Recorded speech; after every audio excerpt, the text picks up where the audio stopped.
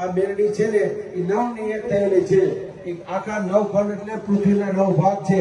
એમાંથી તમારા માટે સારામાં સારું ઠેકાણું ગોત્યું છે. પણ મા બાપ કેવી કરશો? અને એકવાર બધી દીકરીને પ્રતિજ્ઞા લેજો મા બાપ સાથે કે અમે અમારી દીકરીનું ધ્યાન રાખશું.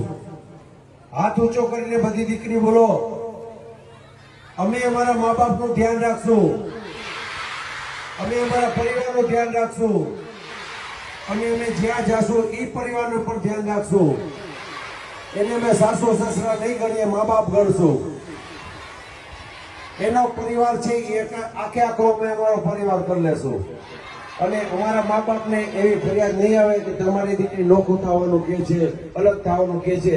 એ સંસ્કાર તમારે અહીંથી લઈને જવાના છે મા પાસેથી. અને આ જે મંત્ર કરાવું છું ને એ રોજ મંત્ર કરજો.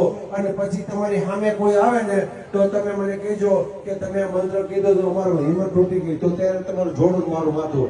આ મંત્ર એ છે ને તો તમારે સામે કોઈ નહીં જોયું. બધા જમણા જોજો કરીને ઓમ શ્રી મા કાળી માતાએ નમઃ, ઓમ શ્રી મા કાળી માતાએ નમઃ, ઓમ શ્રી મા કાળી માતાએ નમઃ, ઓમ શ્રી મા કાળી માતાએ નમઃ, ઓમ શ્રી મા કાળી માતાએ નમઃ, ઓમ શ્રી મા કાળી માતાએ નમઃ,